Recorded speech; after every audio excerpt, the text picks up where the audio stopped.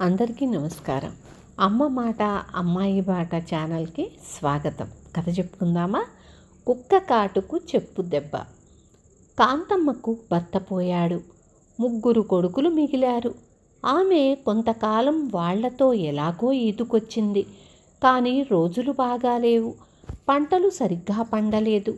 కాంతమ్మ కొడుకులకు కూలి పనులు కూడా దొరకటం లేదు. కొంత బరువు తగ్గినట్టేనని కాంతమ్మ తన పెద్ద కొడుకును వెంకటాపురంలో ఉన్న తన అన్న వద్దకు పంపింది. తన అన్న వదిన ఒకరికి ఉపకారం చేసే స్వభావం కలవాళ్ళు కారని, లోబులని ఆమెకు తెలుసు. అయినా తన కొడుకును భరించలేకపోతారా అనుకుంది. వారం తిరక్కముందే కాంతమ్మ పెద్ద కొడుకు తిరిగి వచ్చేశాడు. ఏంరా ఇంత వేగంగా తిరిగి వచ్చావు అని అడిగితే అత్తయ్యకు ఒంట్లో బాగాలేదట.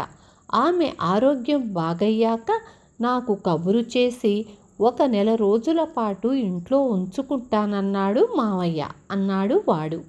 కాంతమ్మ వాళ్ళ పిసినిగొట్టుతనాన్ని తిట్టుకుంది.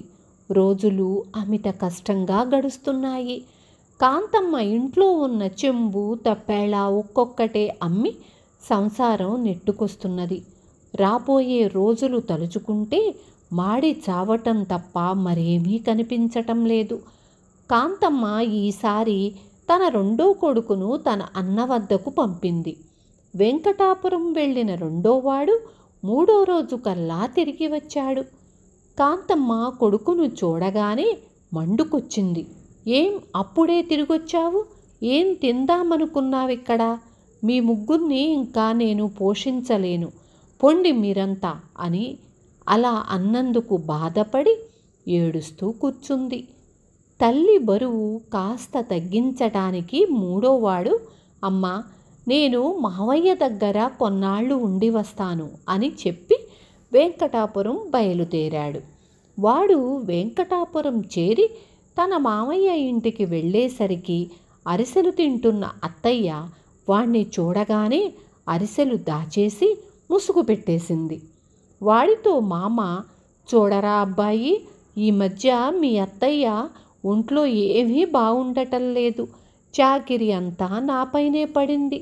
అటు పొలం పని ఇటు ఇంటి పని కూడా చేసుకోలేక సతమతమవుతున్నాను అని ఇంకా ఏమో అనబోయాడు. 3వవాడు అతనికి అడ్డు వచ్చి, బాధపడకు మామయ్య, నువ్వు అంత కష్టపడుతూ ఉంటే చూస్తూ ఊరుకుంటానా?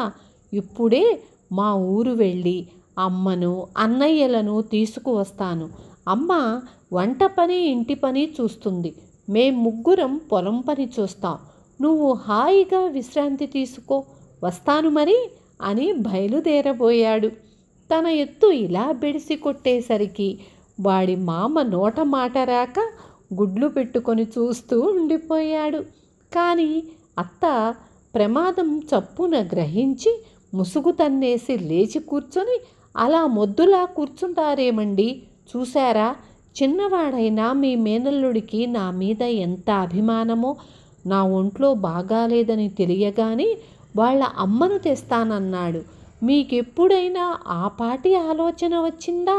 నా జబ్బుదేముంది, వెళ్ళండి, మీ పొలం పని మీరు చూసుకోండి, మేము ఇంటి పని చూసుకుంటాం అని వాడి ప్రయాణం ఆపింది.